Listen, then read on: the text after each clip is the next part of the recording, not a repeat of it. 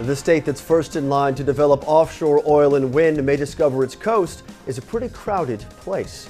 Also, the nation's most controversial offshore wind proposal gets a thumbs down from a key federal panel. And after a week of coal mine accidents, some very welcome news for rescue crews in China. From the Energy News Center in Washington, D.C., this is the Energy Report with Susan McGinnis. And good Monday morning. I'm Tyler Suiters in for Susan McGinnis. Thanks for joining us for the Energy Report on this 5th day of April 2010.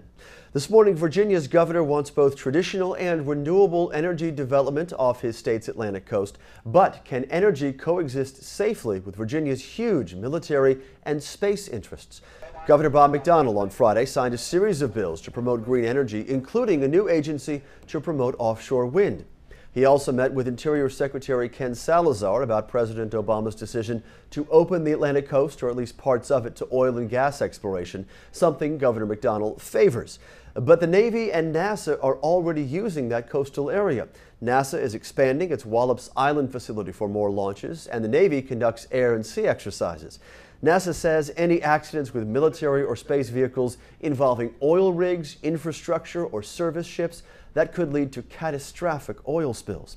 And in Florida, a similar conflict with military training has led Congress now to bar drilling off the state's Gulf Coast, something that could be under closer scrutiny in years to come.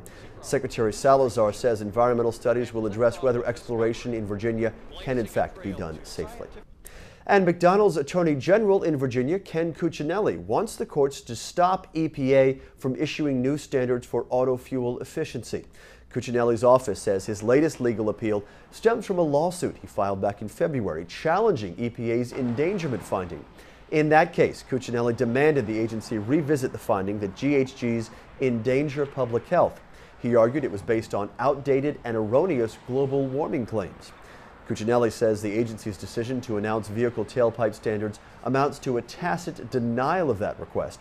His office is now filing a new motion with the U.S. Court of Appeals for the D.C. Circuit, asking for new endangerment evidence. More than a dozen other states are also backing that lawsuit. EPA says it is confident its new rules will stand up to a legal challenge. A final decision on the proposed Cape Wind project is now less than 1 month away, and a key federal panel is recommending that this plan be rejected altogether. The Advisory Council on Historic Preservation says the planned 130-turbine wind farm on Nantucket Sound would have destructive effects on dozens of nearby historic properties, among them the Kennedy family compound in Hyannisport and also the Nantucket Historic District. The council also backed claims by Native Americans that the project would spoil tribal rituals and disturb submerged burial grounds. Meanwhile, officials with the project have now ordered all the turbines from Siemens. Secretary Salazar has said he'll make his final ruling by the end of April, but first he must respond to the council's comments. Overseas now, Russian Prime Minister Vladimir Putin visited Venezuela over the weekend, and along the way he signed 31 cooperation agreements, many of them dealing with energy. Putin met with Hugo Chavez, president of Venezuela, and the two agreed on plans for building a new nuclear power plant there. Venezuela's state oil company PDVSA also announced a joint venture with a consortium of 5 Russian oil companies to drill for and then process heavy crude in the Orinoco River basin in eastern Venezuela. The Russian group will pay Venezuela $1 billion for the right to help develop just one single area there. After spending more than a week trapped underground, more than 100 Chinese coal miners have now been saved. You're looking at dramatic rescue video of them coming out of the mine there. However, 38 of their fellow workers are still inside that mine trapped, but officials do say they think they can save those workers as well.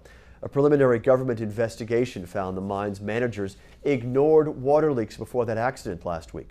In 2009, more than 2,600 workers died in Chinese coal mine accidents. And this morning, an accident involving a Chinese bulk carrier is threatening part of Australia's Great Barrier Reef. The Shenzhen energy ship was going at full speed in a restricted area 19 miles off course, according to investigators, when it ran aground last night. The ship has now leaked 2 tons of fuel, creating a 2-mile-long slick. And making matters even worse, salvage crews think this ship could break up, and that would in turn release 950 tons of fuel in the sea and also dump 65,000 tons of coal. That was the ship's cargo at the time of that accident. Back here in the U.S., 4 people are now dead after a refinery explosion in Washington state. Investigators think a fire started at the Tesoro refinery and the plant's naphtha unit during routine maintenance work there. That plant can refine about 130,000 barrels of crude daily and makes gasoline, diesel, and jet fuel primarily for Washington state and for nearby Oregon. This morning there was a new study that shows another global warming threat is being unlocked from melting Arctic permafrost. And this is no laughing matter, although you'll see why we say that. Nitrous oxide, commonly known as laughing gas, is escaping in significant quantities across the northern hemisphere. That's according to a study in the journal Nature Geoscience. Norwegian and Danish scientists studied sites in Greenland, Canada, and also off of northern Norway. One measurement from eastern Greenland shows concentrations 20 times what are normal for the area. That's a level typically found in tropical forests. Studies have also shown that permafrost holds large amounts of 2 other significant greenhouse gases, carbon dioxide and also methane. Well, as the work week gets underway here in Washington, here's a look at the main event today, happening at 7:30 p.m. Eastern tonight. The New America Foundation's Open Technology Initiative is hosting a lecture by George Arnold. He is from NIST, the National Institute of Standards and Technology.